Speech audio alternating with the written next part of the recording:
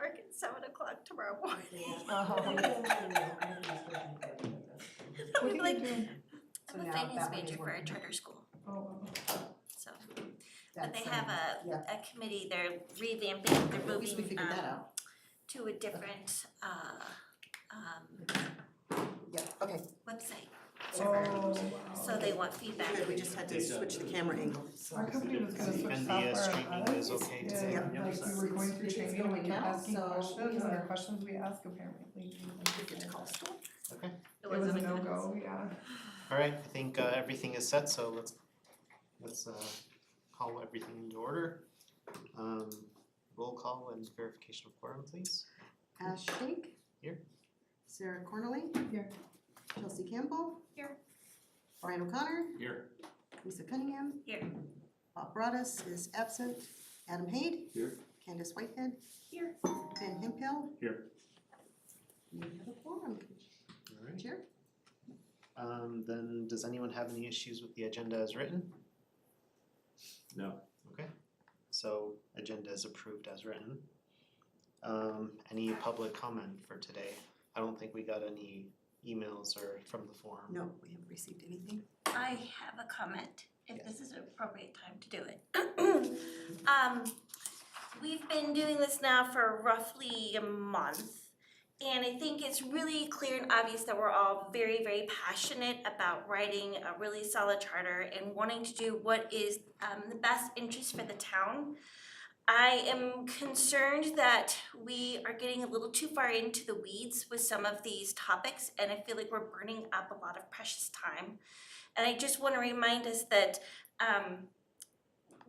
for as best of every intention that we have, we're not going to be able to write a perfect charter, and we're not going to be able to create a perfect form of government. I wish we could.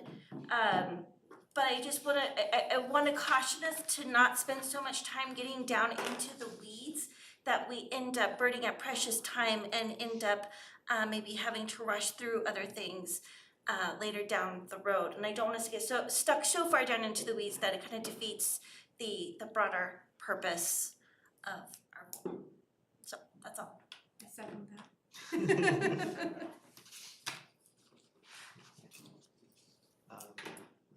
Other public, any comment? Yeah, I actually. Wait, we're gonna go official. Oh, I'm gonna sign it. I was just We're about gonna to hand say this to that. Ash beforehand. Oh, okay. We have our public comment script, I guess. Yes. Oh, Okay, so it is now time for public comment portion of the meeting. Please remember that public comment is not interactive question and answer forum, but rather a time for you to state your comments on a particular item. You will be called upon and asked for you to state your full name and city of residence for the record. Public comment is limited to 3 minutes per person, and you'll be given a 20-second warning when your 3 minutes are almost up. At the 3-minute mark, the chair will ask you wrap up your final sentence and you may resume watching the meeting. There you go, so, go ahead. Alright, so, by the way, Andrew Sawish, 1844 Lane. So, I know you guys are probably, 6 weeks in? So I appreciate everything you guys are doing. You guys have had some great conversations. I know that, duly noted on both ends of getting into the weeds, but I know there's a lot that you guys are trying to contemplate into putting into this charter. So regarding last week, you guys were talking about the officers of the town. There was one officer position that we currently have that I might revisit potentially, which is the treasurer. Currently, that is the finance manager or director of finance. So that's something to talk about because they're the one who holds the purse strings, if you will. And then also I might recommend talking about the town clerk position again. The reason is because there's 2 ways currently by statute that a town clerk can be brought to the town. That is either by a vote by the citizens or by appointment by the currently governing body. So the reason is because they're the one who has all controls over the records, all the documents, everything regarding the town, as well as then elections. In terms of elections, you want to have accountability to a direct individual, whether that is having the current body resign, having a petition to remove them, or being able to have a petition to remove the individual directly. The way that it would be currently set out, if you were to have it under a town manager, as a town employee, you do not have direct control over that individual, so if something were to happen, it'd be the purview of the town manager to actually, to address whatever that issue is. So just something to think about. Obviously, I know you guys have had great conversations, but I appreciate everything you guys are doing, so thank you. Thank you. Okay. Let's see, there's no one else and we don't have any other comments. So we can go on to our general business. Does anyone have any go-backs for our previous articles or anything we went off? Actually, I'd like to ask that you kind of give us an overview, if you would, about what you think about how we've gone about the last couple of Sure. sessions since your last. I haven't had the opportunity to get caught up on Article 4, so my comments are gonna be limited to Article 3. I think it generally worked to have, so Jenny, the paralegal, listened to the meeting and she kind of compiled notes based on your comments. And then I drafted, which is a version that's included in the packet, so not to turn it back over to you guys, but I guess the real question is, does the draft reflect what you expected? There are a few things that are flagged to be revisited, which I imagine we're gonna set. Like, it's not today that we're revisiting them. There is one comment that I wanted that you hadn't marked as revisit that I would like to revisit, and that's about the definition of emergency for emergency ordinances. Mhm. And I wanna caution you that I really don't believe that more meat needs to be given to that. It is a legislative decision what is an emergency, and I think you would be robbing your future councils of that discretion if you attempt to define it in this document. We don't want this to be a document of limitation, we want it to empower. So I think you're gonna have to defer to the wisdom of future elected councils to, invoke that emergency ordinance power appropriately. That's why there's a supermajority vote requirement. So those are my thoughts on that, and I'm happy to comment on anything else. Okay, so I think as a reminder, we'd gone back and wanted to pull the definition of emergency from the Louisville Charter, I believe.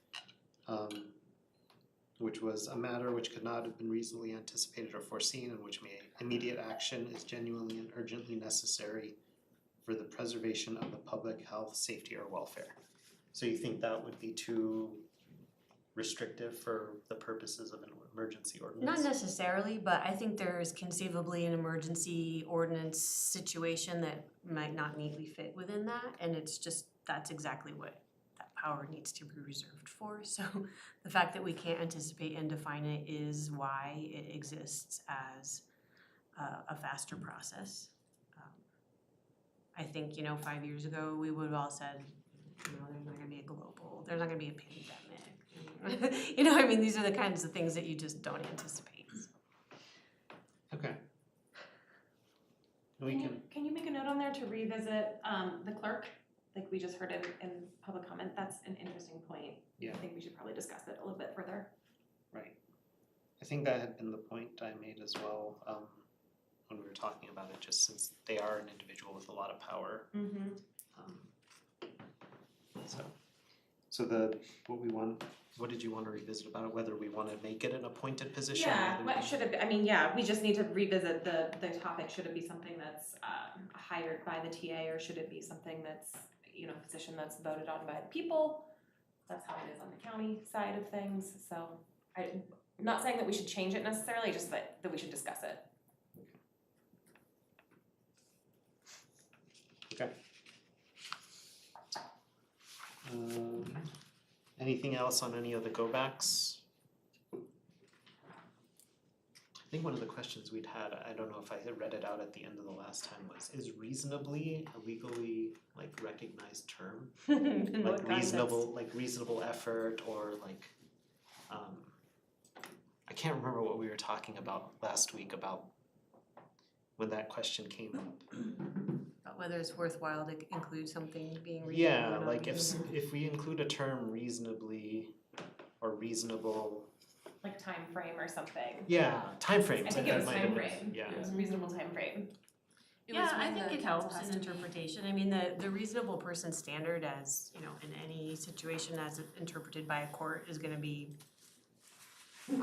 somewhat nebulous, but Mhm. I think it helps. I don't think it's a wasted word or superfluous word. Yeah, I think we were talking about time frame of, Just for emergency ordinances? Yeah, it was Yeah. for getting the council together after the emergency ordinances. right. Like after, May- if a mayor declares an emergency, must convene the council within a reasonable time frame. We were kind of going back and forth on how long, but, Yeah. and that was one of those details that we got really bogged down in. I mean, it's gonna depend on the nature of the emergency, what is reasonable, you know? Exactly, so that gives a little bit of flexibility, Yeah. right? I Okay, think so. okay, so maybe we will add that to the emergency ordinance declaration as far as time frame, if no one has any concerns about that. Okay, cool.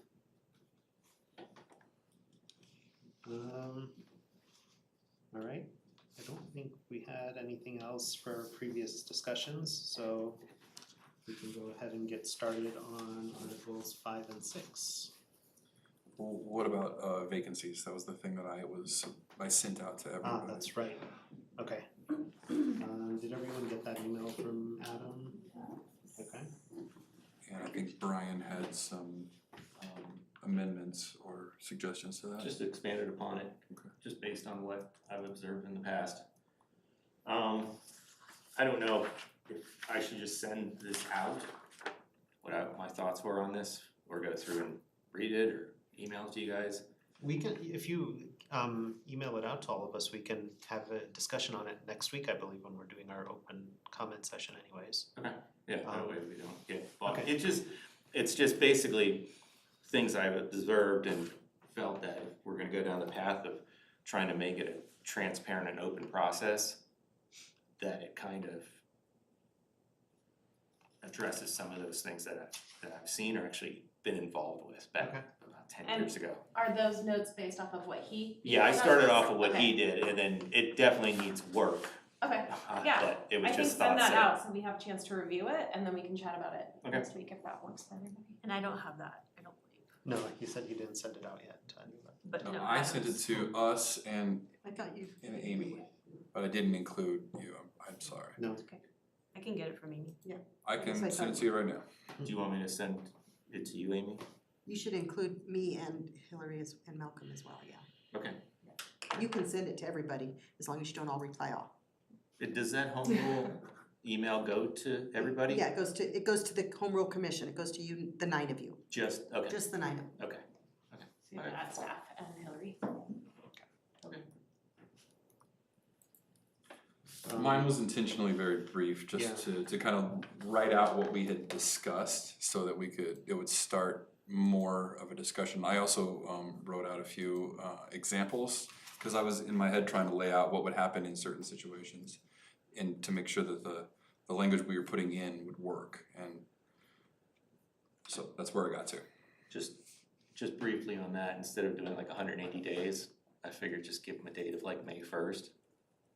Before May 1st. Thing is, you don't have to calculate 180 You don't have to days. figure like from how some- many days is 180. Yeah, So anyway, good point. and yeah, there'll be some flexibility, but it'll be like plus or minus 6 days for to election day, and that's it, so. I feel like we're getting in the weeds, guys. Yeah. Let's get back onto our agenda.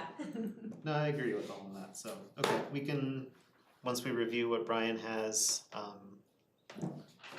we can talk about it next week, I believe, since we'll have a lot of discussion time. Okay, HMG, Sorry, what? HMG@hpwclaw.com. She's been copied on some things. Yeah, she's been copied on. I could probably go through my, Yeah, it doesn't come up in the directory. no, it won't. alright, back to the agenda then. So that was all we had pending from section 4, I believe. So let's move on to sections 5 and 6. Did anyone have anything to start with? I guess as kind of broad level, it talks about existing boards and commissions, and throughout the section, it talks about some boards or commissions that may be established in the charter. I don't believe we currently have any. I don't think the draft we're working off has Eagle has any established in the charter. But are there any that we would like established in the charter? Is there any, like, I've seen some in others, like a planning commission and a citizen advisory board and stuff like that, so what? The Louisville Charter actually, I think establishes in the charter the Open Space Advisory Board and has a lot of provisions on the management of open space. So that's an example that does, most charters don't. Okay. I guess I would suggest that the council can establish, as is proposed in this draft charter, they can establish one or abolish it at any time. And that would reflect the conditions at the time and the importance of that, whatever that matter is, to the council. So, in keeping with Hillary's suggestion to provide authority without limiting it, Right. That would be consistent with not specifying any in the charter, but leaving it open to the governing body. Well, one of the, I guess, I had discussion with a few citizens, like, over the last couple of months, I guess, since the election. And people have concerns about, I guess, the growth especially, about how things are going. I know I tuned into the meeting this week. And yeah, that phrase that came up a lot, like a lot of people were concerned about how traffic was gonna flow around the new construction. I think it's, where was it, up, it's not on the map, is it, or it's not one of the new developments on this map yet, is it? The It wouldn't be Lafferty yet. property, huh? The Lafferty one, they just, that one just was heard, so it wouldn't be here yet. Okay, yeah, so there was, like, all of the citizen comments had concerns about how the roads were being designed around that area, and, you know, 2 points of access to a fairly large neighborhood, which would cause choke points and things like that. And the phrase that kept coming up was meets minimum requirements. So the concerns I've heard from a lot of citizens has been, what if we want to increase those minimum requirements or have a more, I guess, a more stringent set of guidelines for future developments like that, to make sure we don't have an issue like what happened between Collier's Hill and Soaring Heights, where, you know, shortly after everything was complete, we had to pay to expand and put in new traffic lights anyways. Because at the time it met minimum requirements, but I mean, we as a bunch of citizens could see the coming issues at the time, and a lot of people spoke up about that.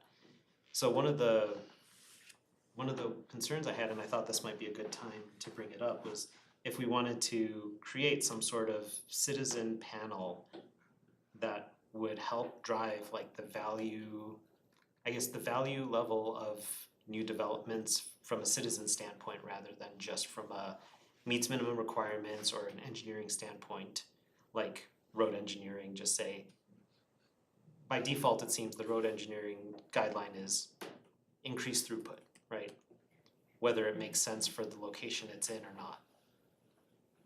So if we wanted to create some sort of advisory board that could, you know, speak to the council or review proposals like this from less an engineering standpoint, but from a town value, town character standpoint.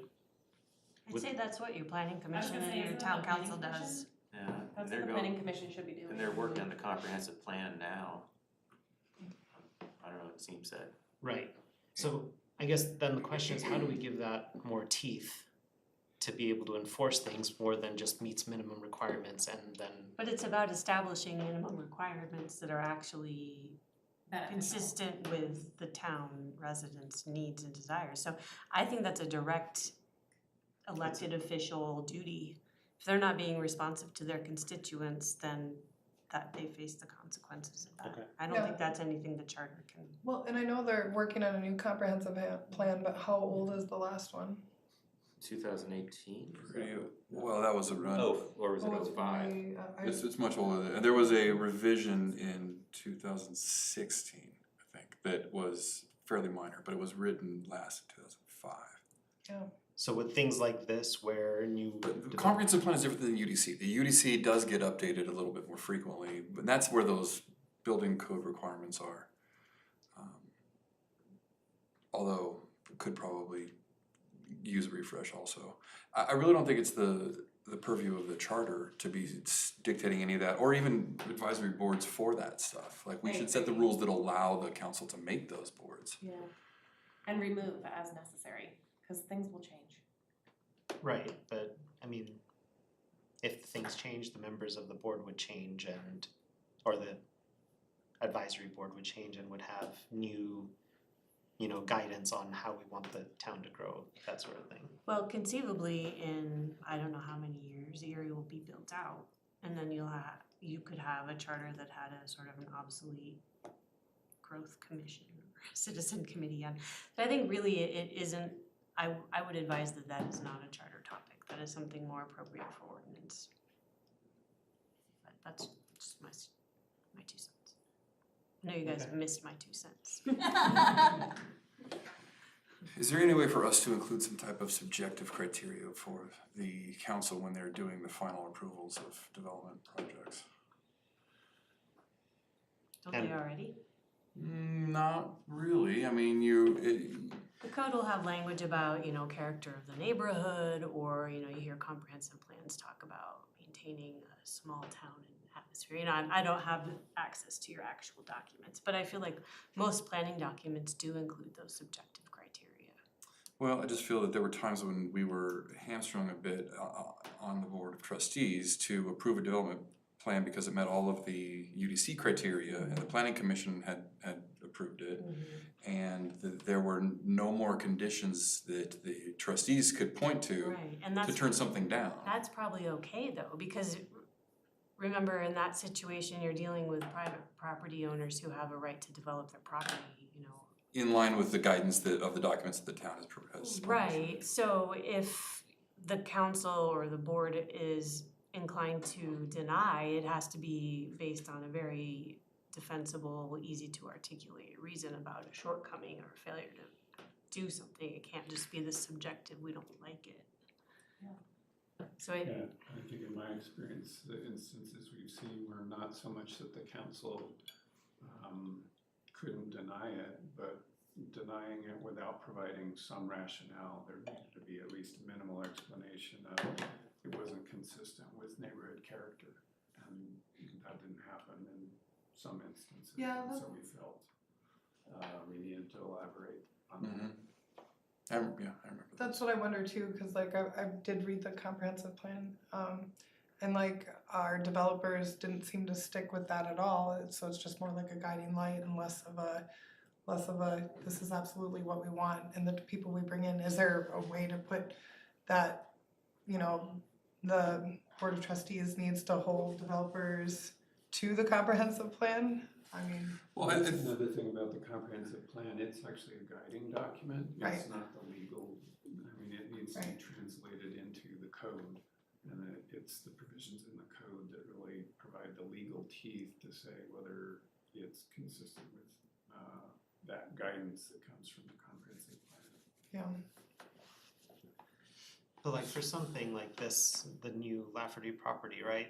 They're expanding on roads, so it's not just developing their own private property, it's creating roads that will deal with traffic that goes right next to Red Hawk across with a major crosswalk for children walking to school.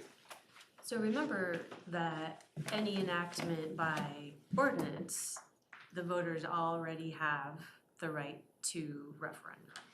So if there were a development approval that was wholly unsatisfactory and really enraging people, the remedy is already there to seek a referendum on that.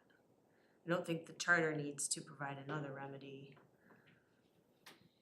I'm dealing with that for another client right now, a huge zoning and PD approval down south, and enough people were displeased about it that it's going to a referendum vote. Yeah, and just to understand our concern, cause when we were running the steps, like the number one thing people brought up to us was their concern revolved around development, so we're trying to figure out what we can do to help make sure that things go smoother. I think it's worth noting that this ship doesn't turn on a dime though, it takes a while to get the comprehensive plan changed, the UDC changed, and for all that to trickle out. And meanwhile, these applications that have been approved for 4 years are finally seeing dirt turn, and that might be discomforting to some people, but it was done so long ago.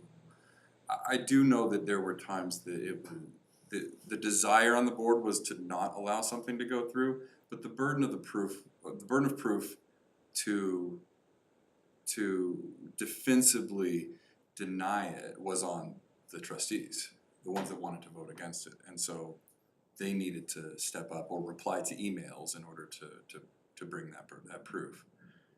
I don't think that was the case. Yeah, and I think as you said, in some cases, the land was actually zoned for development 20 or even 30 years ago.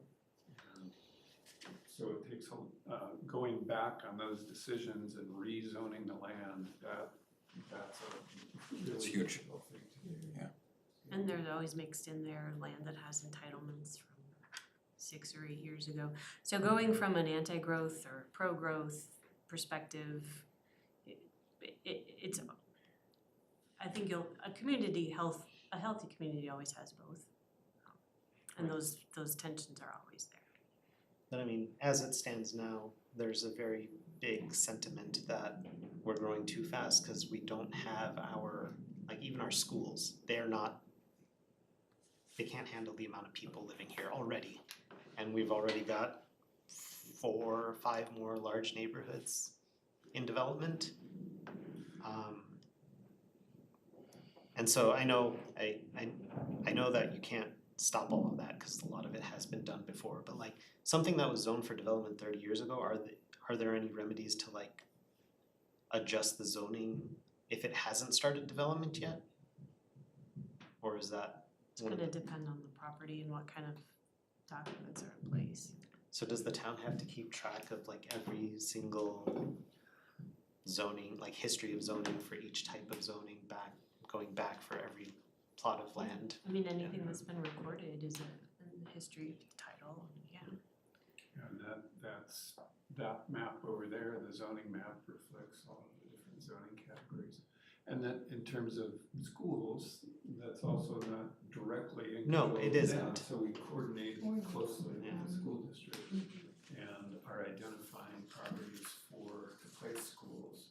And that's, anytime there's a development that comes forward, we refer it as the term to the school districts and the fire district and any taxing district for comments, and specifically ask the school districts, is there capacity in the schools to handle the proposed development in this plan?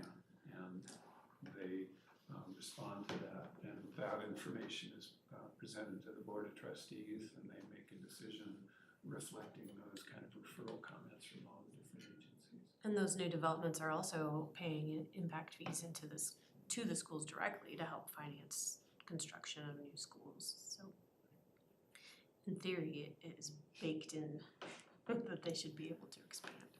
The reality doesn't seem to reflect that theory as things stand now. There's a lag for sure. I don't think there's anything that we can do in the charter that's gonna help No, most of anything that we're talking about. Yeah. I mean, Frustrating. right, for the short term, but, cause what are we projected to hit 60,000 people within the next 10 to 15 years or something like that? That's, I think. At the top end. At the top end, I don't know the time frame, but that'll be great conversation for the comprehensive plan update. And we're in the beginning phases of soliciting community input on that. Okay. So we don't really have a whole lot of tools in our belt to do something. Well, I'd say the Charter Commission doesn't, but I mean, there are, I mentioned referendum There's also initiative, I mean, there have been anti-growth initiatives throughout the metro area imposed upon local governments that say, you know, you can only award X number of building permits or TAPs per year. So there are remedies that the citizens have. If they're elective government, it doesn't reflect their will, but ultimately you might find in the next round of elections, you have trustees or council members running on an anti-growth platform or a program, you know, I mean, I think you're aware of the community needs, but there are other ways for that to get translated into policy.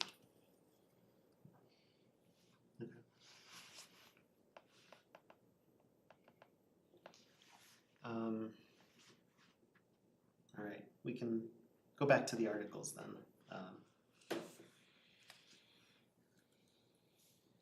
So I guess, did anyone have any thoughts on creating any dedicated boards, or did we want to leave it more general and allow even like the planning commission to be abolished at any time? Yeah. Is that? Hmm? Yeah, I guess. So Okay. there would be statutory duties that would have to be fulfilled.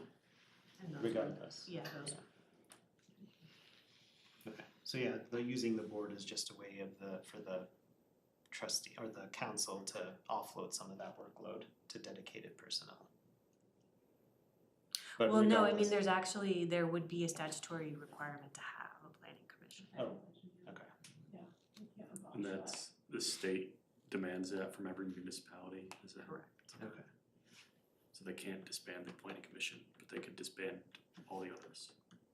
Not the Board of Adjustments. Board of Adjustments is also statutory. That's also statutory. Often it's the same body, but yeah. There's something about being able to dismiss the people who are appointed to that commission, so it would reset the commission, but it wouldn't. Yeah, You I could- think there was something in here about removing members of the commission, 5025.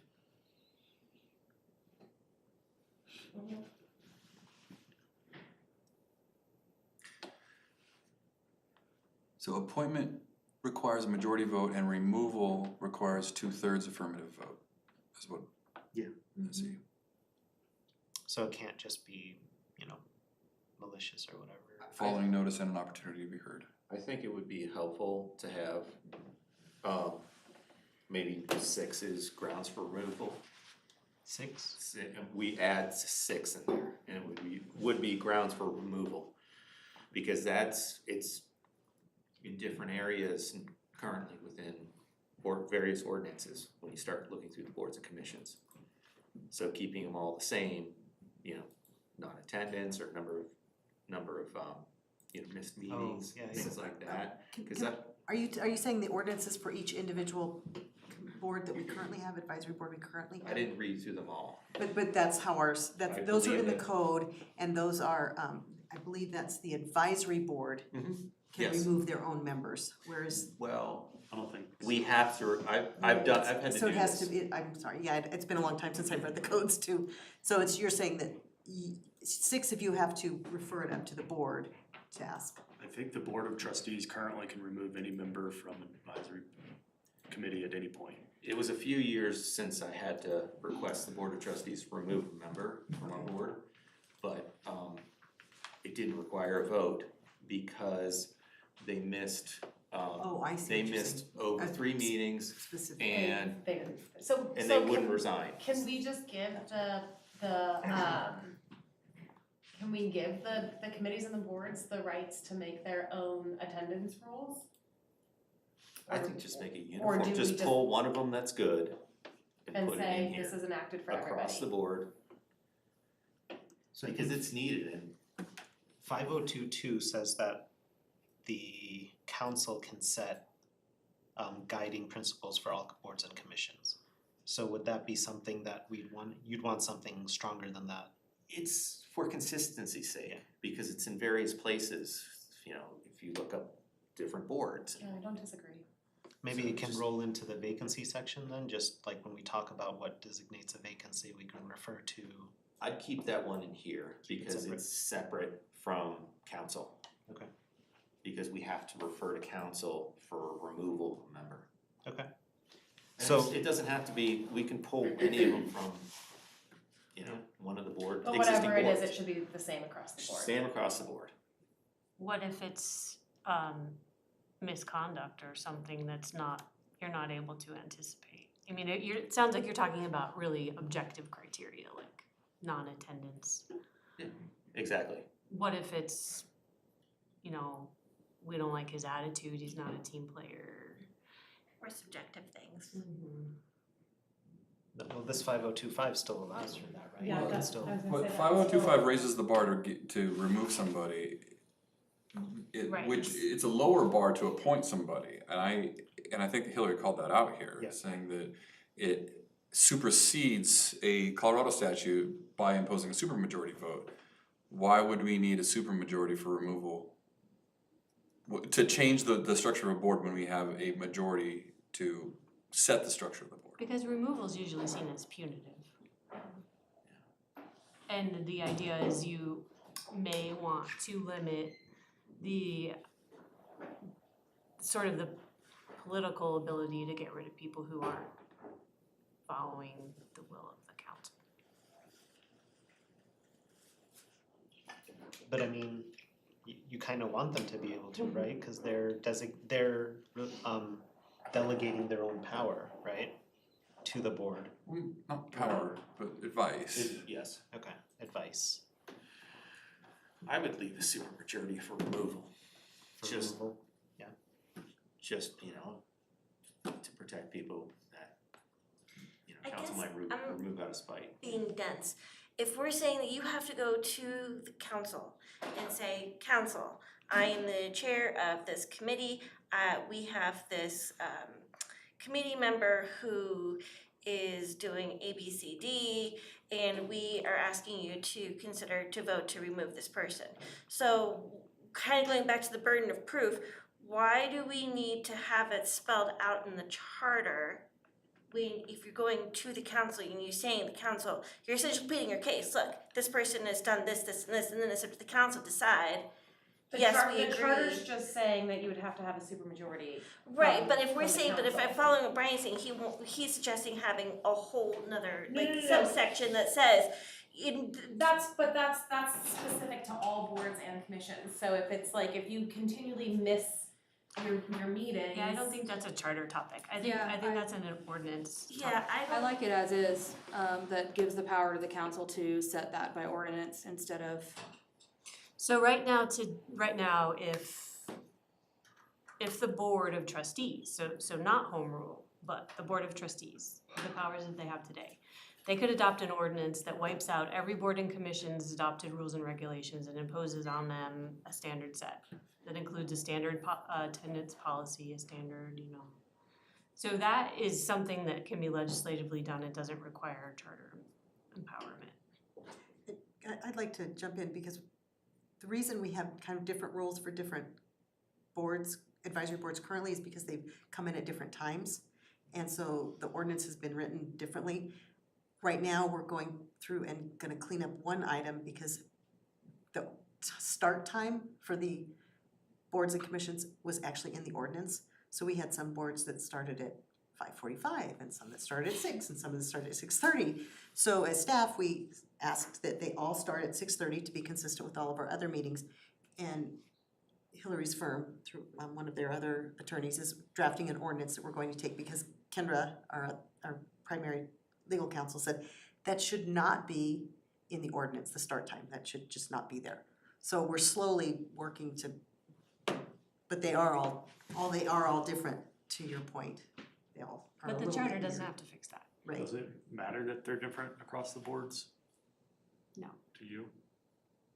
I mean, meeting cadence can be different for different boards and commissions too, right? Cause like the airport one meets once a month and other ones meet once a week and No, you guys are the only ones that we we're special. Yeah. You're special. Sustainability, and I think trades all Everybody, once a month. it's standard for once a month. Planning but- commission, I think, is twice a month generally.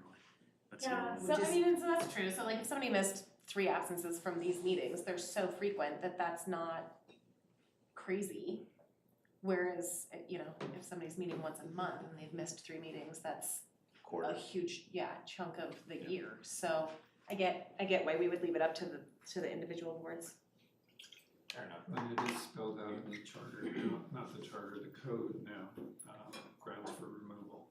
For each one, yeah. For each one. So I know that there have been issues then with some other ones, like you said, where people just stop showing up and then you have to like plead a case to remove them. It's fairly easy because they can go through the minutes and they can just see that person didn't show up for 3, 4, 5 meetings and just followed up with, I asked them to resign and they didn't answer. And then they were removed and that's it. Okay, so leaving that flexibility up to the individual boards to set their attendance policy and then asking Or the council to set the attendance I think policy. the That's council currently sets it. what happens. Yes. In the ordinance, Okay. as an attendance policy. And then looking through all of the removal provisions, they're all by a majority vote, not a supermajority. Majority vote of the board itself or The board of trustees Okay. of the council. So this, if this were put in place, this would supersede that. So it would make it harder than it currently is to remove Correct. members. Yeah, I guess I don't have a great argument to reduce that back to normal majority, other than I think it's easier to get a majority of the board of trustees at any one time on something. You may have differences of opinion or people who are acting as sour grapes that just don't wanna play along, but you know, such things.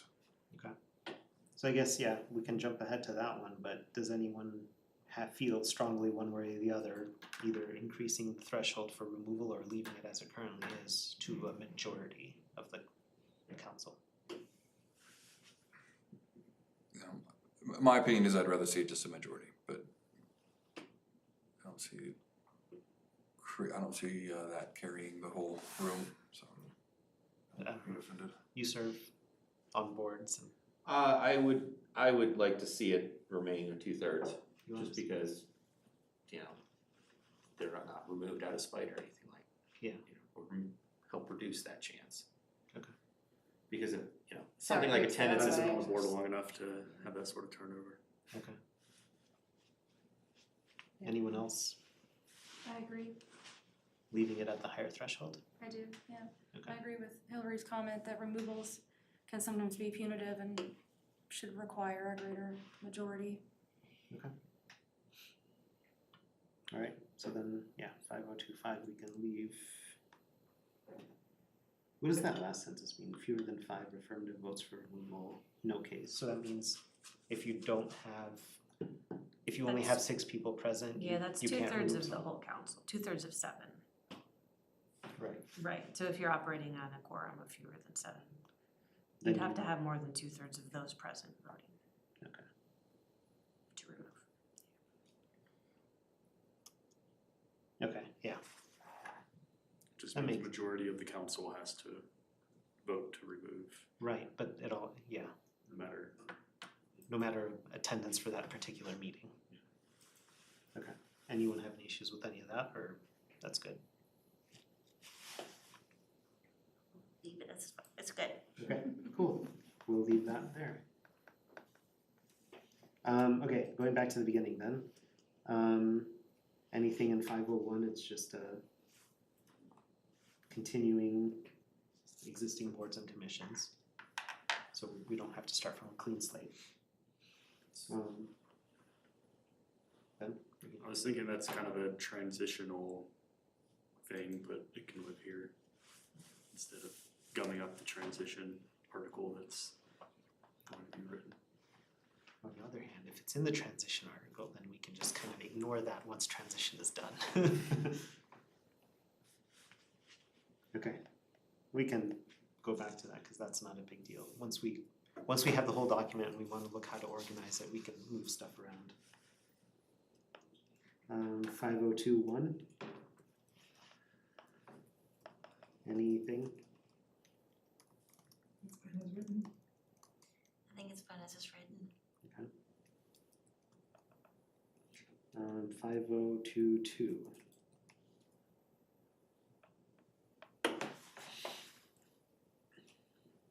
So yeah, per Hillary's comment, this allows, the red highlight allows,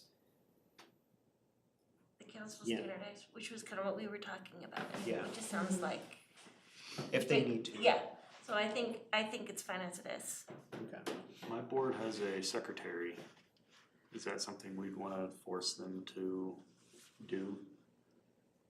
I don't think I don't think we need to be so specific to spell out all of the positions, as long as minutes are being kept. I don't think it matters the title of who's taking the minutes.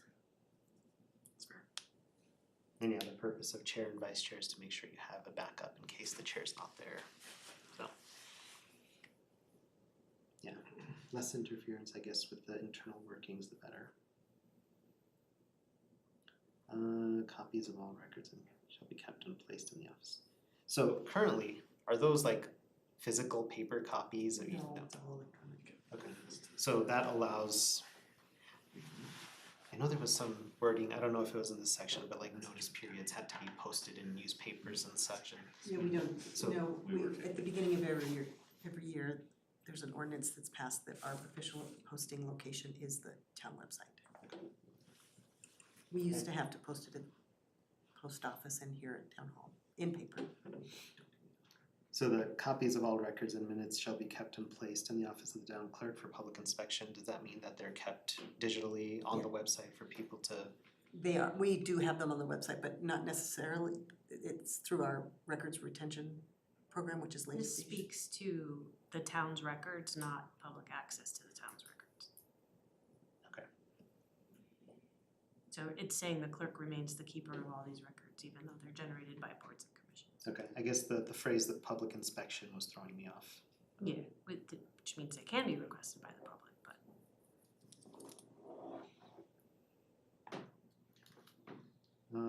Let's see. So 302 or 5022, okay with keeping as written? Keep it. Mm-hmm. Okay. 5023. That's just more delegating of advisory roles. Keep it. Any dissent? No? Alright. 5024. Okay, so if we're not designating any, then any board can be abolished at time, but the statutory requirement for those duties remains regardless. I read it as, if it's required by statute, you have to have a planning commission and board of adjustments, Okay. cannot be abolished. Okay.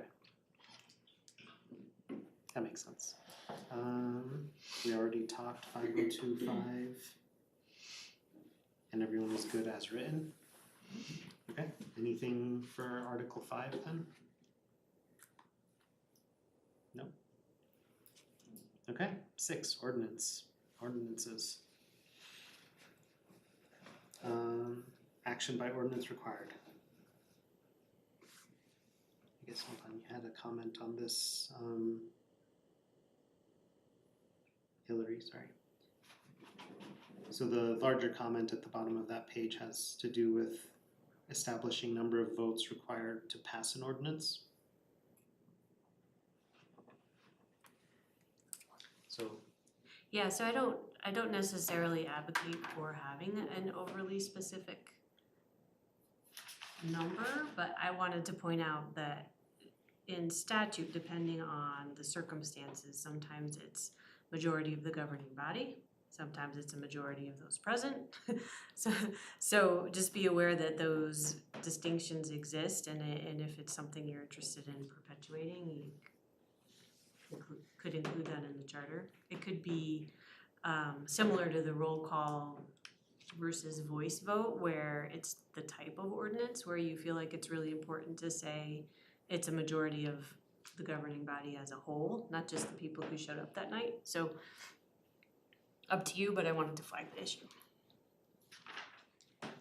okay, so as it stands, there's nothing about number of votes required in this section, correct? Correct, I Yeah. believe it just says majority if any. I don't see any of that. Okay. So does anyone feel strongly one way or the other about putting down the number of votes required to pass an ordinance? in this charter? You're okay with leaving it up to how statute has it written? Could be 3 people passing it. I don't think that's ever They still have to allowed, meet right? quorum though. Yeah, Well, yeah. Right, but it's a majority of Quorum is those 4. present. Yeah, so if you have four, like she says, if you got 4 people, 3 votes would Which is pass. less than the majority of council, but it would carry the day. So maybe we should make sure that, you know, 2/3 of like the actual council or whatever. 2/3 of Well, what? I think you would just say needs a minimum Majority. of 4 votes. Yeah, Yeah, I think that'd probably be the easiest way, if we so wanted like a majority of the with council. no fewer than Or it's no fewer than 4 votes. 4 votes. So that's, I think that's the phrasing that's written there, majority of the governing body, so that means minimum of 4, which is the majority of the governing body. Right? Okay, so that does specify it's that 3 coming out. votes wouldn't pass it, okay, alright. But that's only for certain types. And that's not in the draft right now, that was my pasting in from statute. Right. I don't know if we need it for everything, and we don't really define the ordinances that well from my looking at it. If we wanted to make the emergency ordinances, maybe that could be defined as the majority of the council. That requires 2/3, I Oh, believe, well, currently. Yeah, I went through and read your references and the 2/3 of council present, as long as a quorum exists, I believe it was. For emergency. But I don't know of what other ordinances we'd want to restrain that, Yeah. since it doesn't really define types of ordinances. There's like ordinances, resolutions, and appropriation orders. Those were the different types. And I think those all fall under ordinance, right? I Not a guess. resolution. Not a resolution, okay. But we don't have a section on resolutions, so that would just mean it's as written in statute. Yeah, resolutions are typically only a majority of those present. It's a written motion, so it carries the same way a motion would. Okay. I guess we can go through this section and then we can revisit whether people feel like any of the specifics need a different or a hard set vote requirement. Let's see, so 601. Any issues there? Or any comments? No?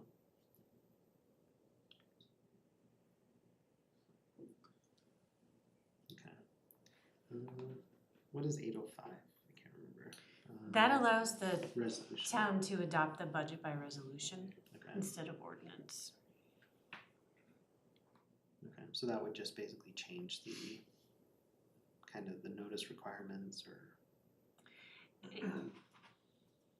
Yeah, so if, for instance, I believe we have it currently as 1 reading for an ordinance. yeah, that's how it is. Yeah, but effective 10 days after publication, so resolutions are effective immediately. Okay.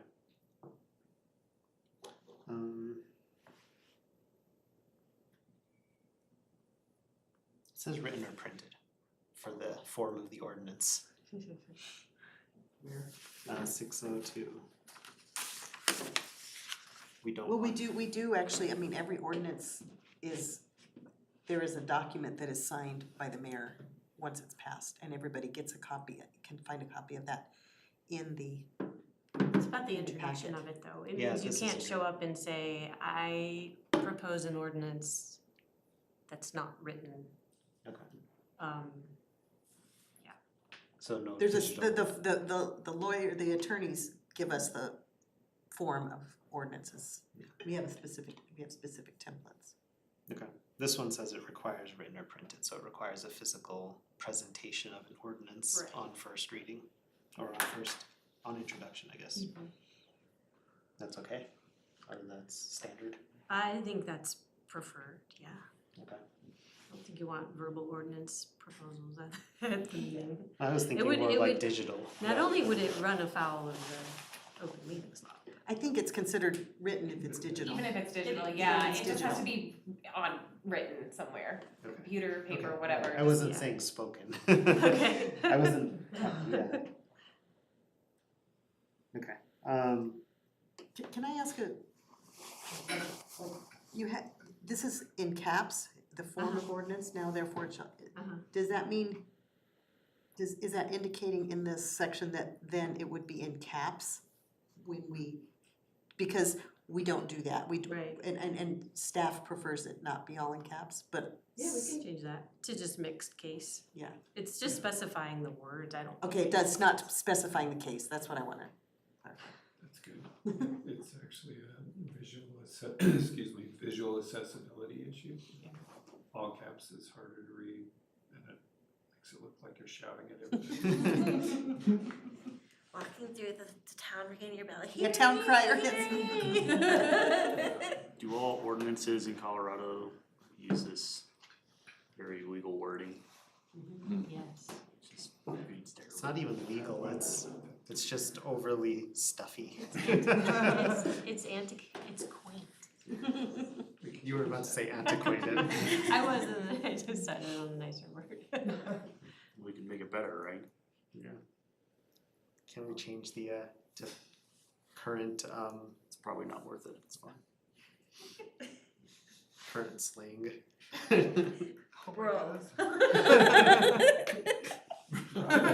Bruh, check it out. Yep, national news for sure. 603, or I guess 602, anyone have any issues then with any of that? We're just changing it from all caps to. Mixed caps. Okay.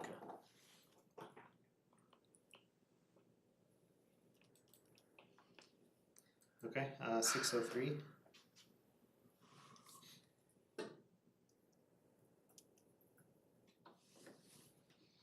Let's see. The exception of emergency ordinances.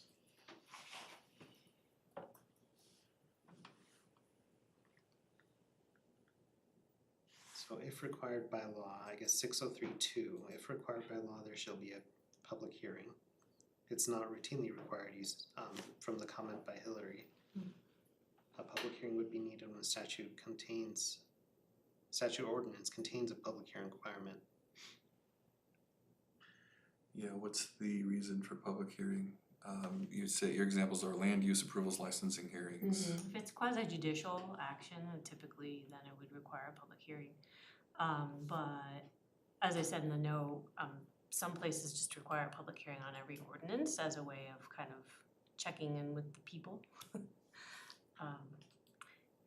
And that's more formal, more rigid, I would say. You can always allow public comment, but to require a public hearing, I think kind of takes it up a notch. I guess that legally what is the difference then between a public I know we talked a little bit at the beginning of this. We have to post it in the paper, and so there's a time constraint, so if it doesn't get posted, then it can't go to the meeting.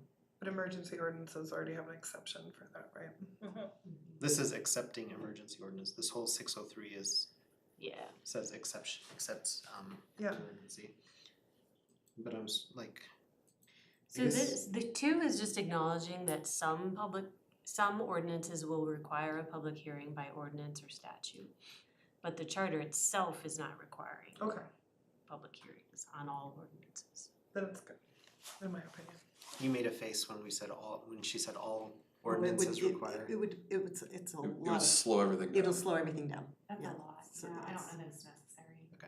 As much That's kind of what I as much thought. as I love to get the people involved, I think this might be. Well, the places that You have were that saying requirement. though, it's just required Yeah, by this law, it is doesn't saying- say every, Right, no, Ordinance. but in her It's comment, required by law. Yeah. in her comment, she said some require public hearing on each and every ordinance. So the places that I work Okay. that have that requirement, it's just it's the mayor, public hearing's now open, seeing no one here to comment, the public hearing's now closed, you know what I mean? That's what you see in the meeting, but then there's always, you still have to Sure, publish and I'm it. not advocating that that's the way to go at all, I'm just saying that it It was- does get handled rather quickly when if it is a requirement. If it says required by law, is that state statute or could that be city or town ordinance? It's both. It can be, so the town council can then pass an ordinance saying every single ordinance requires a public hearing. Okay. I think this is good then for flexibility. So backtrack a little bit, did we add something about a majority to pass an ordinance? Did we? No, we said, or I said that we would go through and see if anything Okay, jumped out and we can go revisit whether we think we need more than majority.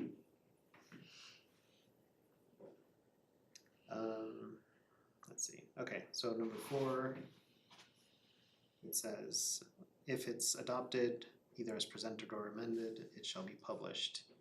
And so published, again, this doesn't mean physically published No, somewhere. it does. No, it It does. does, that does mean physically published Okay, in the paper. really?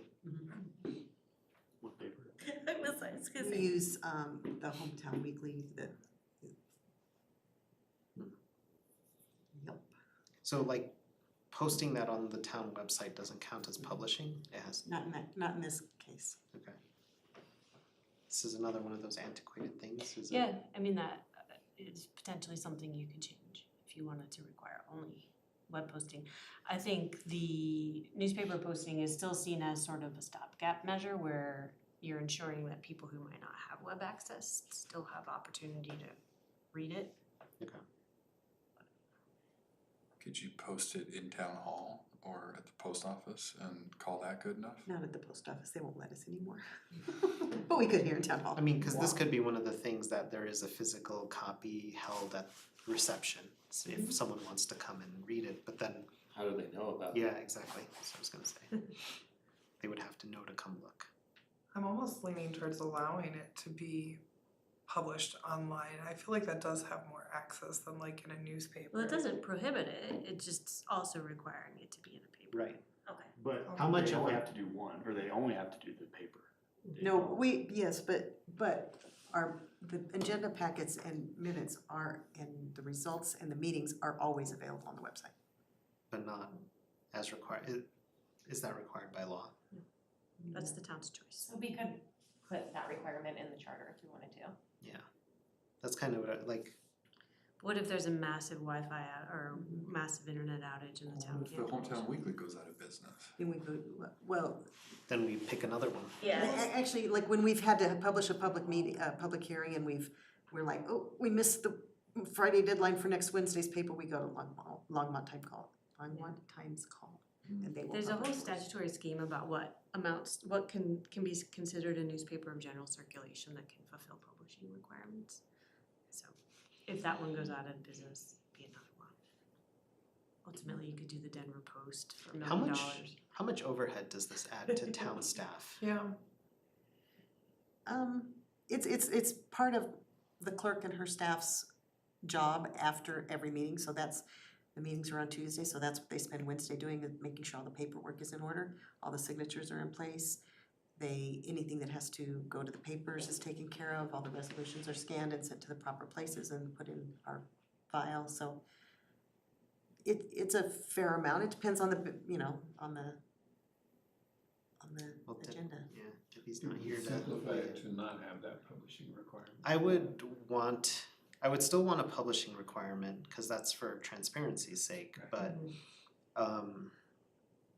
I guess what are the legal options for saying if we wanted to change, like, so all of what she said, like the newspaper posting, all of that, that's a requirement conferred by using the word publish, right? Yeah, unless, and that's by the sort of the plain and ordinary meaning of publish. If the charter wanted to define publish to mean only posting it on the town's website, I think you could do that. But if it was either or, like published means either online or via the newspaper. So then if there's a massive internet outage, go to the paper, but otherwise. Define it that way. We probably couldn't get it to the paper if there was a massive. We have a lot of other problems. What we do, yeah, we all get it wrong. So we need to define publish in our definitions article. You could. Or in this, Or right here on this one I sentence. really think we should, cause I like someday maybe all newspapers are gonna, I think it's worth updating it and making it more modern. I do. And like, like Amy said, it does confer a fair amount of overhead on town staff. And it restricts timing of things. Cause like you said, you have to get things Friday for Wednesday paper publishing in preparation. Right, and some, yeah, yes. And according to this, it's 10 days after it's published, so if it takes 3 days to get it into the paper, then it's, and I do think that's what we tell our staff, is it's typically 13 days after it was passed by the Board of Trustees. Well, is that a statutory thing to have it published in the paper? Yeah, Can, currently it is, yeah, but I think you have that home rule authority to We do, to change okay. that. Mhm. And 4 though maintains the current requirement where it needs to be in a paper. 6034. Unless you define publication to mean something other. is anybody super passionate about it being included in a physical newspaper? Only for those who don't. There's still residents that don't, have But I mean, smartphones or use computers, so. She mentioned that if it doesn't get published here, it goes to like Longmont. And Well, how many- agreed, and so maybe a way, I mean, is there a way to publicly post it somewhere outside of town hall, so they don't have to come during town hall hours? Community center? I mean, just somewhere, Library. some sort of, The library? I mean, cause that's where people who don't have internet access could go. I mean, That's where most people who, when Don't- internet is out, goes. yeah. I guess we can't always count on the library being there because it's not a town facility, the town hall's town hall. Yeah. Right. As long as Well, we're community, town. how is, I guess, what's the legal designation of the community center? Is it a town It's facility? a town facility, yes, Yeah. yes, we could, We could say either could even- online or at a town facility right, I mean, we could even put a weatherproof thing outside. outside here, as long as HPAP lets us. Which What is- you do with the which is- police department or? With the Or the overhead of police the department, newspaper right, the being police somehow department, pretty yeah. Any- Just somewhere where people know they Right. can go Yeah, Right, all the time and they'll have it yeah, I in agree. print. I would say then But I'm- we would wanna, sorry. Well, I'm sorry, I go to logistics immediately, and it's like, but we're not gonna leave it up there forever and always, because once it's posted, it then gets, some ordinances, based on what they are, get incorporated into the municipal code, which is found online. Right, and what if it's a 135 page ordinance with exhibits and. And there are those. As a matter of fact, most of our land use ones are Yeah, that but do big. you take that much space in the paper when you do that? We, I've seen- columns yeah. and columns and Yeah, they're columns, tiny. yes. It's really small. Yeah. So yeah, I think, The by title or in full Yeah. provision is the challenge there. And this allows publication. Actually, I think that's silent too, I might have flagged that, whether it's publication by title or in full. I think you did. so, yeah, I guess then the question is how can we make this Oh, wait, still? Well, look at number 6. read on. Oh, boy. Oh, Yeah. The method is. Oh, set by Can Show we, me okay, so Dang, here we can we go. put that into 4, just so it's all one? So rather than having 6, have it continue, Yeah. review the public inspection method of official town publication of ordinances shall be set by ordinance. I don't know the. Because you could have one giant section in your charter that says everything. No. Sorry. I guess, yeah, I don't know. I mean, I think you can if you prefer it that way, but are So we there's really there's getting reasoning that for level? structuring the document the way you have, or the way that it Yeah. is. What's, Well, sorry, then we just went on Eagle a did. 15-minute tangent on this. Okay, I so yeah, I let's, still think it's worth saying that it should always be published on the town website though. Assuming you don't have internet outages. No, that could be done by ordinance though.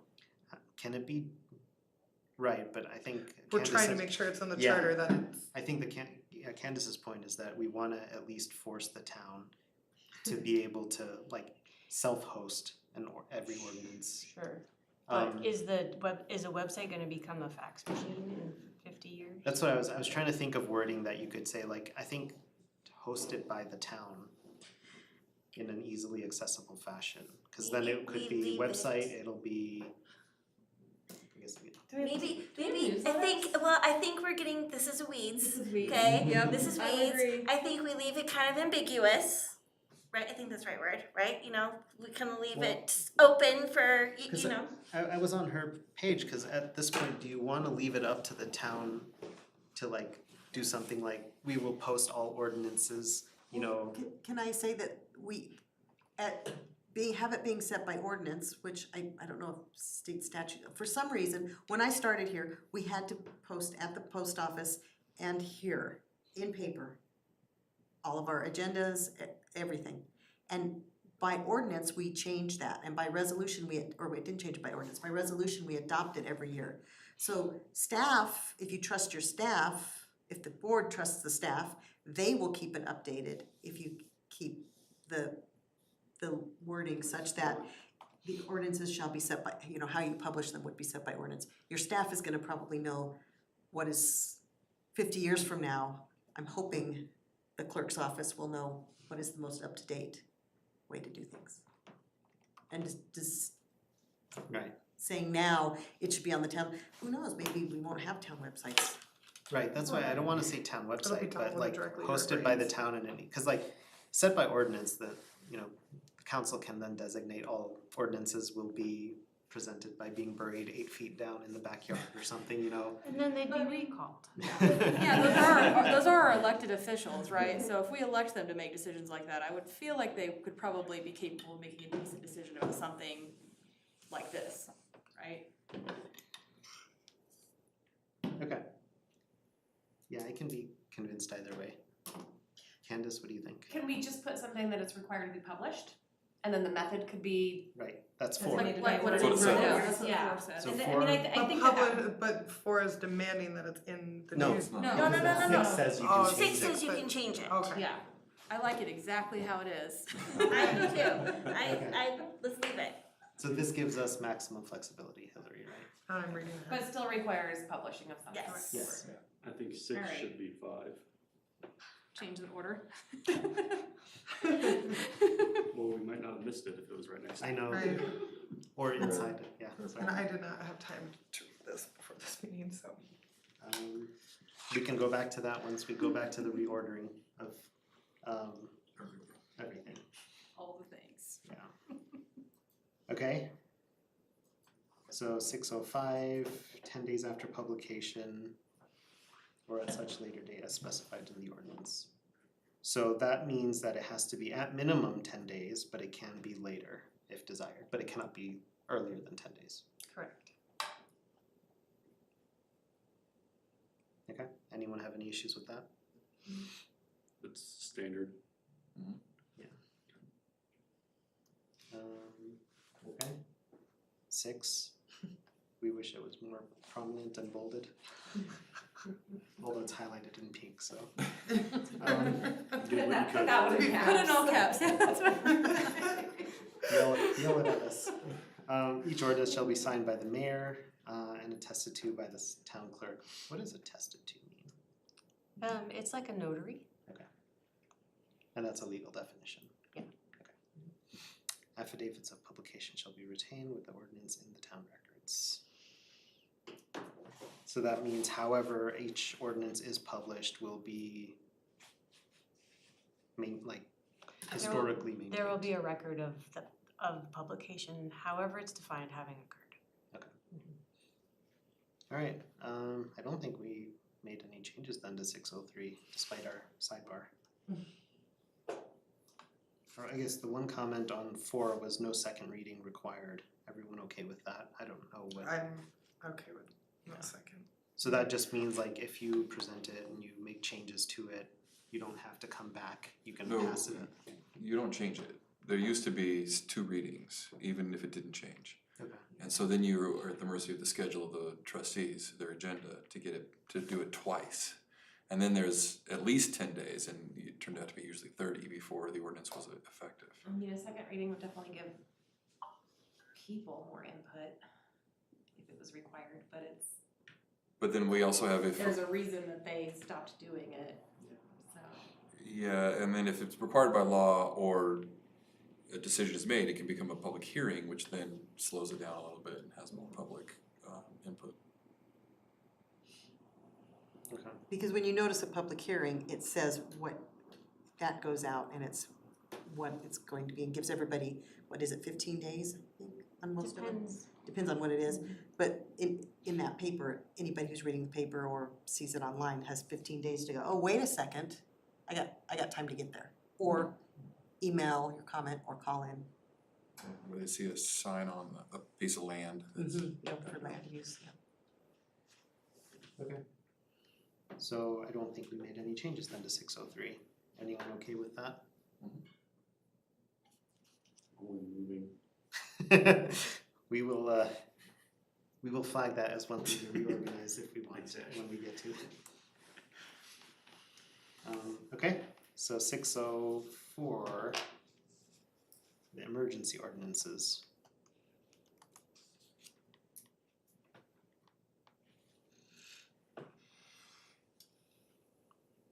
I don't think I had personally had anything that seemed out of place here.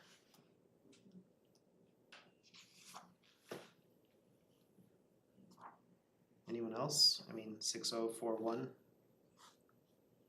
So we can't raise taxes, but we can lower taxes by emergency ordinance. Yeah, you can't raise taxes without a vote now, Right. so. But it says causing a net tax revenue gain. Instead of potentially could be tax revenue change. And that's because emergency ordinances aren't subject to referendum. So you tend to wanna limit what you can do by emergency ordinance in some cases, so. Assuming no one would be upset by a tax decrease, that's fine, but you don't wanna do a tax increase without the Right. opportunity for referendum. And now with Tabor, you can't do a tax increase without a vote, so. so that's kind of just OB anyways. Well, I guess my argument is that they can change taxes by lowering them with an emergency ordinance.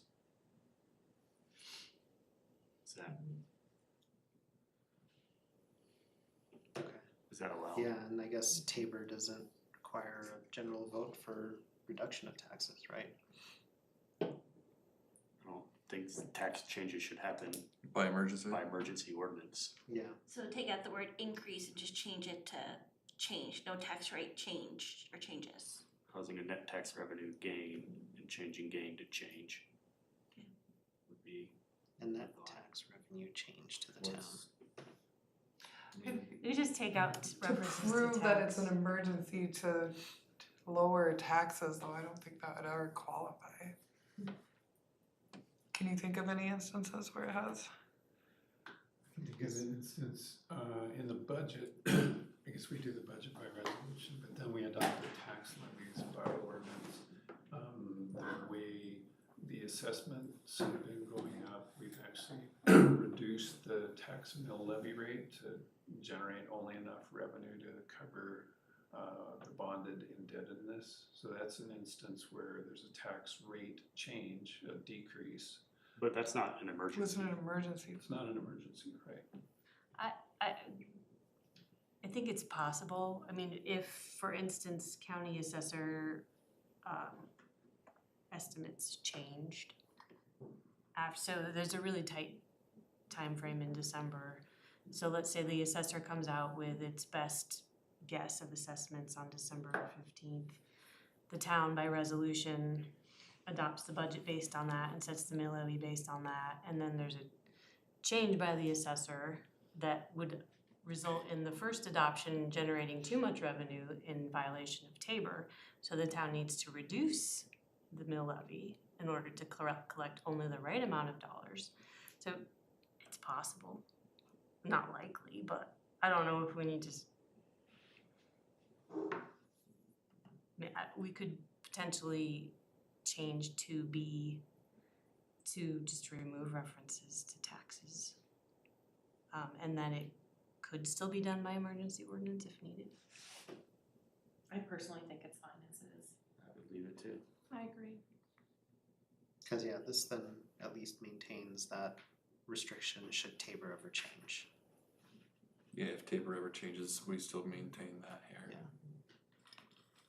But I think, yeah, Ben's concern is we don't want a rogue council coming through and start emergency. I'm fine if removing it all happens by taxes. normal ordinance, that's the point of it.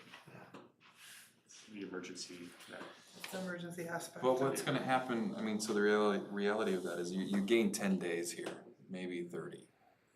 But if a road board is going to start reducing taxes, they're gonna do it anyway by emergency or regular. Yeah, I mean, if they have support to do That's it what by I was referring to. emergency, they'll do it by regular, right? Cause emergency is the It 2/3. feels a little conspiratorial to be talking about that situation. I think Hillary's is a lot more reality. Yeah, okay. Anything? No? You're good with it then? Okay, so 6042 we'll leave as is. And then 6043, emergency ordinance introduced and adopted at a regular special meeting. An emergency ordinance may be introduced and adopted. That means, is this, May or may not, I mean, they can do it, or they don't have to. what is the other, I mean, what is the word may they're doing rather than will be? Cause any meeting of the council has to be a regular or special meeting, right? Or they're gonna take action, yeah. So it can be introduced at either. I think the Oh, okay, so way it's to a- rewrite that differently would be that it shall be introduced at only a regular meeting, or it may not be introduced at a special meeting. Okay. So this just lets them do it at either. Shall take effect upon adoption, following adoption shall be published in full.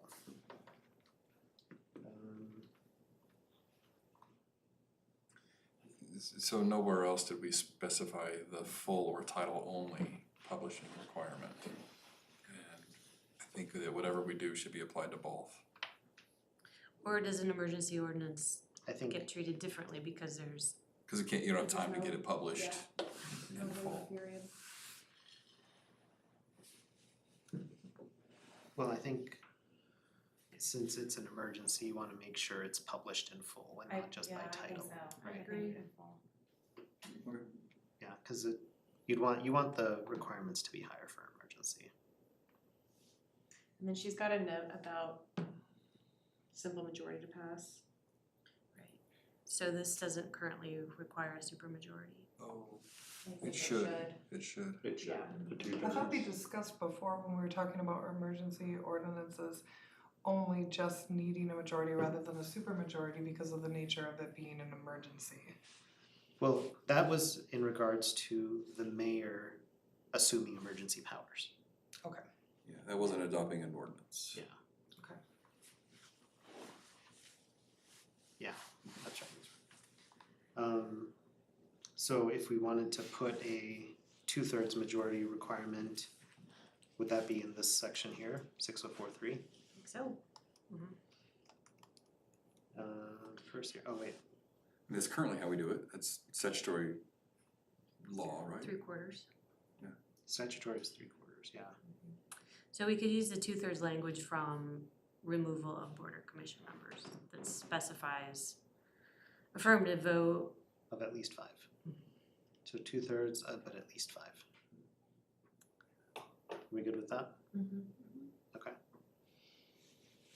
So that's in 6043, we're gonna add the requirement, add voting, threshold for emergency ordinance. And we're gonna leave it in full, right? Yes.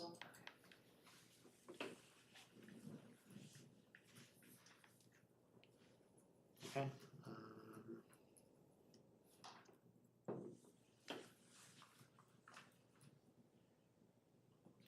So then codification. I guess anyone have anything for 604? Are we good with just that, just the one change for adding the voting threshold? Is there any reason to have it expire at any point? Since That should be in the ordinance, Yeah, cause I think there's a, but you're saying it should probably have to be like expire and then. or renewed. And then put into a regular ordinance. Be ratified Is that what you by, mean? yeah, I'm familiar with a couple of those provisions that it can stand for, 60 or 90 days, but then it has to be revisited by and reenacted by. So you can't have like an indefinite effect emergency ordinance. Right. I think that's messy because if you can't anticipate the type of emergency, I don't think you can anticipate whether it should be effective, but whether it should sunset, I mean. And the provisions might vary, you might have, if it's a public health emergency that expires, then that's something that maybe you want it to expire and the governing body addresses that. It might be something that's an action they need to last in perpetuity, and you wouldn't want that to go away. Or it could be that tax reduction situation where we had to meet a tax change in order to not collect too much money, and what's the point of that expiring? Or like essentially, in my mind, ordinance is an ordinance. This emergency notation is what is the way that you go about adopting it, and then it just is an ordinance. Right, and the only thing, like I think Hillary noted, that the only real functional difference between an emergency ordinance and a regular one is that it's in effect immediately, rather than 10 days after adoption. Unless you create the supermajority. Yeah, so it's not really meant to necessarily address an emergency. Or I guess it is, but yeah, it is, but the emergency could be that we need to adopt this change in tax revenue immediately to not violate TABOR, right? And so, But even still, I kind of agree, I think you could still have an expiration date on it, and then that would give the council time to discuss if that needed to be continued. But why ordinance. I don't limit, know. I mean, why limit the council? They already have, a statutory board has the authority to do this without that limitation. So And this they- charter would be imposing a restriction that's more restrictive than state statute. And it took them 5 to pass it the first time, it's only gonna take them 4 to turn it to into a ratify regular it. ordinance. So yeah, if they meet the higher threshold for an emergency, then I Just think it's becomes a okay to normal leave it, cause then it can glide, cause they've already got then the number of people to make it a regular ordinance later. Okay.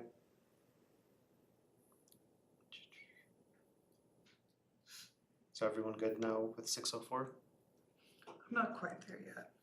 I honestly think it might be a good idea for an emergency ordinance to at least require them to revisit it, to see if it's working, to see if it could, I mean, cause as of right now, I mean, what would, I think that does would- it happen that we pass ordinances and we just kinda let them go and just don't revisit how efficiently they're working? Like, and something that you kinda just emergency, like, push through, it would be worth saying, hey, come back and look at it. You know, see if it's What is- working, but. What is the requirement for repeal of an ordinance? Just even an emergency ordinance, a repeal would be simple majority, right? So I think that's your check then, cause even if 5 pass it in an emergency, then you only need 4 to remove it. At a later, or you could have as few as 3, right? If you have, Yeah, if There you will be had a, 5 there. if you have 5, you have a quorum, then 3 can repeal it at a future date. So removing it is definitely easier than instating it. I think that's a How many safeguard, emergency right? ordinances do go through the town? Is this a typical? There were more when there were 2 readings of a regular ordinance. Now that that's not a requirement anymore, I didn't see any after that. So it was more just like we're running out of time and we need to implement this ordinance because of the second reading requirement. There's some, I just did a quick search of what emergency ordinances have been passed. Here's one. An emergency ordinance correcting an error Oh, in yeah. ordinance 03 Oh, that was a publishing error. yeah, publishing error. So those- shouldn't expire. I mean, you know, I don't think you should have to But I'm not go back even and- necessarily asking if they were expire, but, you know, we'll just revisit, but. Yeah. Here's another one regarding approval of amending development improvement guarantees, because there was a technical issue with how we did development improvement guarantees, and we wanted to make sure that we didn't get a developer coming in and getting it in under the old provisions. So a lot of our emergency ordinances are addressing inefficiencies from other ordinances. Yeah, fixing They're things that usually need to be fixing things. fixed Yeah, permanently, but they need to be fixed now, not next week. Or 10 Yeah. days. Okay. 10 days plus publishing requirement. Okay. Okay. Then you good, Sarah? yeah, I'm good, sorry, I just wanted No, to that's fine. discuss a little bit more. I like unanimous better than overruling people if we can get there, so. So 604, adding the voting threshold, and that's it. All good? Cool. 605, codification. Council shall cause ordinance of general permanent character to be codified and therefore maintained in the current form. So that means any ordinance that passed, this is what we touched on earlier, right, is like when an ordinance passed, it gets added to the town code. Unless it's a sort of a temporary, like non-codifiable ordinance. So there's some discretion there. This allows that if it's not of general and permanent character, it doesn't have to be codified. Okay. Yeah. Yeah, that's number 2. It shall not, if it's not general or permanent. Okay. Adoption of codes by reference, so that just allows you to say we're going to adopt this other law that a different state, county, or federal government passed. And just, Building codes is specifically the one we typically do under this. It's a big, huge document, and we adopt it by reference. Or model traffic code.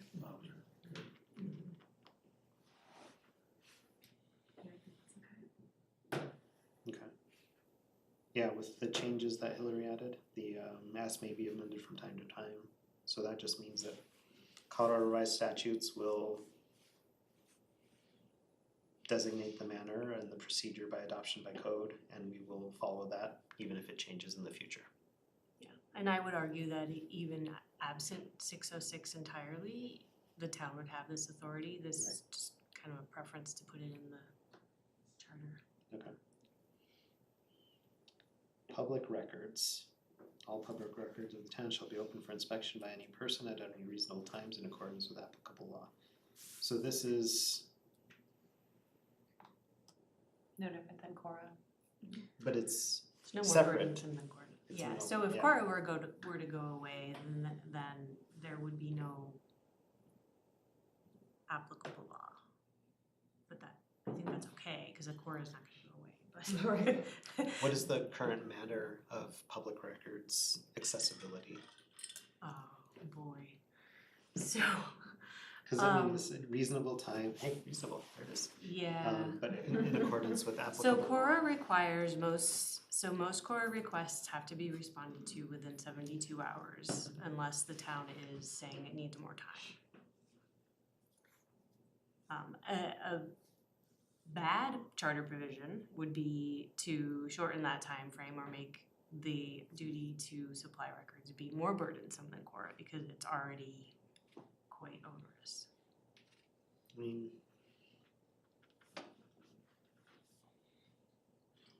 Okay. What are your thoughts? I see wheels turning, Yeah, but you're not like saying I'm trying, anything. no, I'm trying to think, I was trying to. Cause one of the things we talked about previously was having like a transparency section, kind of showing that we wanna be an open and transparent town government. And so public records are one aspect of that. And right now, with, I think I've done one Cora before for the town, and the process leaves some to be desired. Can I ask how long ago you did it? I ask because we've implemented an online system that is much more efficient. Okay. We don't have to fill out the paper. Yeah, I Send it think to it us. was, You had to fill out a fillable form. I think it was or- pre-pandemic. Yeah, no, or we early have, pandemic. last year we completed an implementation of an online system that is super efficient and you get everything is electronically and sent to you through a secure portal. Okay. It reduces burden on town staff. Yes, it does. I like it. We do too. I guess, has anyone else filed a Cora request with the town? Is this specifically for Cora or is this beyond Cora? This says all public records of the town are open for inspection. How does Cora work into this? Because Cora is specifically to ask for things beyond public record, right? Is it, Or is public records. right, And the town currently, certain things are already available on through our website, Always, yeah. always I guess there. that's what I'm saying, like ordinances and They're so that's always all, available. it's always available. So this, what is this saying beyond that? If you will, Like our emails. Anything that's like emails within our Yeah, so it's the standard Cora material. Mhm. And this just says, we will allow Cora, even if Cora goes away. So, yeah, it's saying you'll follow Cora, you're not gonna be more restrictive than Cora. You can't choose to not follow Right, Cora. I guess that's why I'm asking, It's what's just it here saying for? that if Cora went away, we would still have Still. that transparency But- for our Plus, public. let's face it, if you're a regular citizen and you're reading the charter and you see the public records, it feels a little bit better seeing that your public records will be accessible, you know, it's just good to have in there, it's good to see that it's there. So the question I had though, in this 607, in accordance with applicable law, Cora is the applicable law. So what is the teeth of this if Cora goes away? As written. But There wouldn't, I mean, if there were another source of applicable law, An ordinance You could be could- passed. Yeah, you could pass the ordinance and this just meets that. So right now, Cora is what gives this its substance. And it's really detailed and spells out all the Right. procedures and timeframes and what constitutes a public record and all of that, so. I mean, yeah, I don't see Cora going away, but we're trying to plan for the multi-decades future, so. so I would say, I mean, I know some places have gone more demanding than Cora, and I think there is a flip side to that. So the town puts a lot out there on its own for transparency. I wouldn't wanna go more restrictive. I think he I wants think to I just pull some of the wanna- metacora and put it in our actual Oh, charter. I think, no, actually, what the phrasing I had seen before was in one of the other charters, not referencing Cora specifically, but I think it was with Tabor. There was a reference to the town will abide by Tabor even if Tabor goes away. Oh, that was Castle Pines in their Tabor Right. language, yeah. So can we put some wording in there regarding Cora here? So even if Cora goes away, the town will maintain our transparency. I think you're covered there with saying in accordance with applicable law. Well, that's Right. what he's saying, though, if you have Or Cora go But is- no, Cora but away- as to Adam's point that he said earlier, Cora goes away, that doesn't mean that we wouldn't implement some kind of an ordinance to But we replace wouldn't Cora. have to. Right, but you have to, but the people protecting their documents could be those people that would be like, we're not gonna let the public see what we're doing, Yeah. you know? So like, could we mimic that language from Castle Pines regarding Tabor, I like that but idea. with Cora here? I'm cool with it. That way It we doesn't make it maintain more our, restrictive, but keeps. yeah, Yeah, It I keeps- like it. it keeps Cora even if Cora goes away, and that means, So you adopt it, just like the one above, you adopt it by reference, even if it's not referenceable. even if the pointer disappears. Yeah. So it, History book. some thoughts about that. Okay. Not things we can't surmount, but would it be Cora in the form as it exists when this charter's passed, or would it be Cora in its last form? So we could have, I mean, if Cora goes away, which I don't think it will, Right, this provision could be problematic to implement, because we'd be left asking what parts of Cora as of what date. okay. Well, and ethically, if Cora goes away, was there a reason Cora went away? That we would still wanna tie ourselves to something that was ethically changed to something else? I mean, We could never be less restrictive. What if we Right. just took out in accordance with applicable law? well, And that, just have it, Then what is then, but reasonable times, I think, is like the method and open for inspection, reasonable times, all of that is Cora related. I think that in accordance with applicable law maintains that we're not going to create something more burdensome than applicable law. But the thing is, if Cora goes away, there's no more applicable law, then Exactly. the town can create ordinances that are more restrictive or something like that. So this is like maybe totally off, but I feel like this is an example of kind of in the weeds, cause the chances of Cora going away are so slim that, you know, maybe debating this for this long for this one number may not be Yeah, I agree. effective, efficient, whatever E word you Okay. wanna use. So I'm looking at Louisville's public records, and they talk a lot about fees. And there are no fees. Do we charge fees for, They're set by ordinance or resolution. so, And they're limited by Cora, so they're capped by Cora. You can't be overly burdensome because of Right. Cora. okay, so Cora does manage fees then, so. Yeah. Okay, I mean, yeah, if the commission decides that as written is okay, I'm fine with that, but I've made my thoughts known there. I'm with you on that. I agree with you. I guess, do you think you could investigate how we might maintain some semblance of that, like, if Cora goes away, which it shouldn't, which it won't, but just making sure that we have some semblance of like a transparency requirement with teeth. Okay.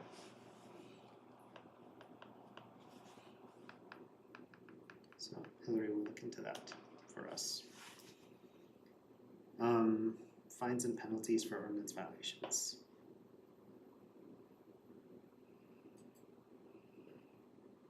This just says we won't be more burdensome than Colorado state statute allows for punishments. Right? It's also, seems reasonable to me. Okay. That's all we had on the schedule for today. Cool with it, guys.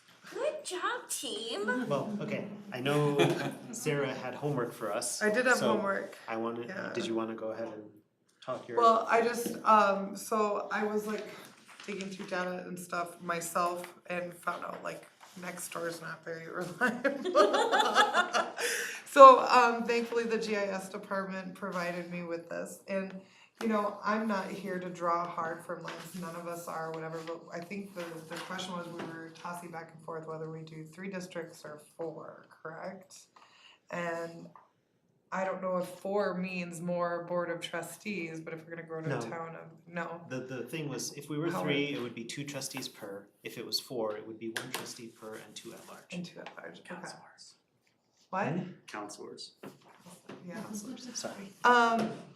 But I mean, I played around with it, I know what I liked, but I want you guys to play around with lines on 3 or 4 districts based on what we have now and projected developments and see what you come up with, and then we can all come back together and see how we feel on an individual level, And like, for 3 or 4.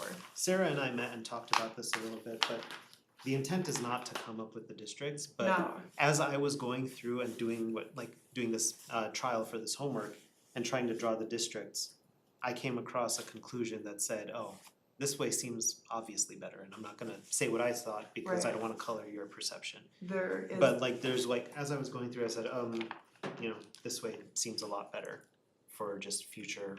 As far as more Accessibility, developments come in and stuff like that, but just see what you think, what you come up with. But what were the rules that we had to follow under Kendra's guidance, wasn't it? They had to be Similar similar in size. size. Similar Yeah. similar in size, similar in Compact, population, compact Contiguous. is.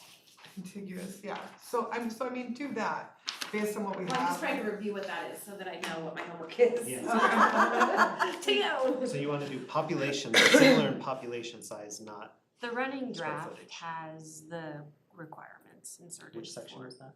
Section 3. 3012, I Thank believe you. is the section. Reading over your shoulder. 302. I'll send Yeah. Andy a spreadsheet, or I'll send, I guess, everyone, but I built one and you can put numbers in. And Okay. it'll tell you the population percentage. So if you do 3, they need to be within 10% because that automatically triggers a count or redistricting. Yeah. per the Yeah. code. And this map isn't perfect, cause some of they're listed as 0, but I think that's because, Amy, what was the reason? It's, on a larger map, it has the the reasoning, it's because they have to, like Kenosha Farm, Kenosha Estates and Erie Village, the way the census blocks worked, they didn't exactly That's fit. census blocks, yeah. And so they were able to do it by neighborhood and census blocks to kind of put some of those together. So like Morgan Hill and Spring Hill, They don't have anybody yet. Well, at the time of the At the time. twenty At the twenty time of the census, which is, census, yeah. okay. right, these were all from the 2020 census. But yeah, I mean, as far as like a lot of the land sizes are like house yard sizes in the new developments are roughly equal, so you can consider them kind of density wise similar Well, in density. And Sarah did ask me a couple of days ago, and I'm sorry I didn't get to it, if we had any estimated population for these ones that currently say 0. And Malcolm and I talked just before we came down here while we were heating up our dinners. And I think Malcolm, you said you could roughly assume Very roughly. 1,000 per each one. Morgan Hill and Spring Hill. Morgan Hill, Spring Hill, and Parkdale down at the bottom. Sunset and Westerly, Yeah, it's a little Westerly's bigger. not out yet. Is that kind of based on the number of homes and the possible average number of people per house? It's, we just need an average just to help us figure out whether 3 or 4 It's- districts I think makes more Parkwell has sense. 1,800 units, something along there. Summerfield is less than that. I mean, I was going through some of this and Vista Ridge could practically be its own district.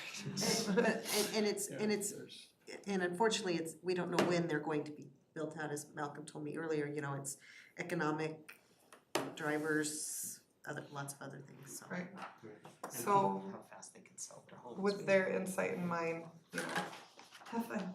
And remember the decision is 3 or 4. So that's the ask, right? Yeah. Yeah, that's Suggest the 3 or ask. 4. See what Just come makes- up with some changes and figure out what you like, and then we'll come back and discuss. You don't even have to share your artwork. Just we will discuss it. Let's see. I think that was it. Did you wanna talk about public comment at all, or Oh, do you yes. wanna just adopt the script? What do you mean? I'm sorry. The script that you read today, cause our public comment meeting is next week, Yeah, so. and next week, like, we don't know how many people are gonna show up, so we don't wanna just sit in silence if no one is, in the room or on Zoom. So I think the form of the public comment that we wanted was, we would be available for comment if there are people to make comments. If there's no one there, we will do some of the review, we can talk about the homework that Sarah gave us today. We can talk on, just recap everything we've done We've got a up few to date. big topics, we Yeah. got the vacancy thing, got the town The clerk vacancy. thing, And I know Bob has the open space. open space, he sent out a draft of that section as well, so we'll put that on the agenda as our And Brian has- topics of discussion, should there be no open comment. Yeah. But if there is open comment, What were those, sorry, I was writing my notes Okay, about your sorry. homework. vacancy section from Adam, the districting discussion. It's Adam and Brian's got an addition. That's right, you sent it out already? Not yet. He's gonna- So yeah, Adam and Brian, the vacancy discussion, And then the proposed open space. proposed open space section from Bob, and then the Vacancies. district. That was the Oh, first did one. you say that already? Sorry. And then And the town clerk. the districting from Sarah, the discussion about town clerk possibly being an appointed position or elected, however we wanna do that. So just further discussion on the town clerk position. And do we have a go back time plan for the ethics section we're considering? Yeah, I think we need to, at some point, we need to assign that as homework to someone and then bring it to a future public comment meeting or discussion. But I think that those topics should carry us through next week. And you'll have, if you want it, you can have Article 4, the remainder of Article 3, which is 2 sections, and then Article 4 that hasn't yet been returned based Okay. on comments, so that could be part of. We'll do a recap review of the sections not contained in the running draft that are up to date as of Do you think you'll get today's in by next week? Probably, cause there's not a Yeah, it wasn't ton. very, Yeah, so ideally, as of the 19th, you'll have the running draft through Article 6. so yeah, then we can put that on the tail end of the agenda as well, discussion of running draft. So that leaves it open that we can talk about pretty much anything that has been discussed up to date. What I may do is put that, I do public comment, well, I guess that's it. Be public comment and discussion of running draft to include these sections Yes. of that, and that way it'll just be one item. Right, and that, does that give us the flexibility that should we not have public comment, we can just discuss Go one? right into it, yeah. That's what we want, okay. So, sorry, And I wanna let you all know that Monday is a holiday for town staff. So I don't think it'll affect any of you, but I have to work from home. enjoy the long weekend. Then I guess with this public comment script as I read it today, would that work?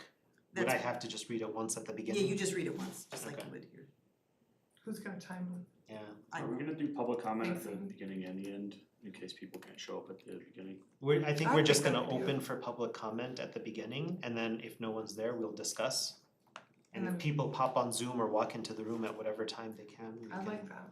we can call We'll for take comment Yeah. when people are available, okay. That is, So It'll you're wanting this, well, it's been a hot minute. So we're taking public comment virtually also. Yes, I think I we thought need that was to. I thought I that can't, was. I'm sorry, Yeah. I honestly can't. That was like before Christmas. Yeah, we want it to be, Accessible for Cognizant, as yeah. much, as many Okay. people as possible, I think.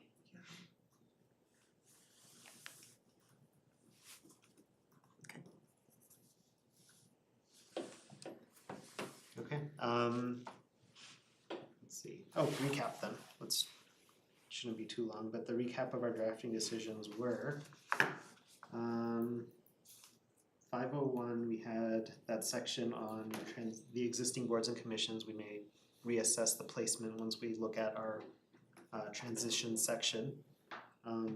602, the ordinance language that opens ordinance now therefore blah blah blah, it'll go to mixed case. Potentially reorder 6036, just so the once we revisit. 6043, we wanna add the voting threshold for emergency ordinances, which was to be 2/3 and not less than 5 to pass an emergency ordinance. And then 607, Hillary will do research on how we can maintain our transparency commitment should Coro go away, if it does. I think that was it. It's fairly simple this time. Everyone do your homework. No. Everyone, your homework. Yeah, I think with that, anyone have any last minute items or no? No? Alright, meeting is adjourned. Sweet. thanks for getting that, Amy, sorry we didn't. Look at this, guys, it's not even 8:30 yet. I'm so proud of you.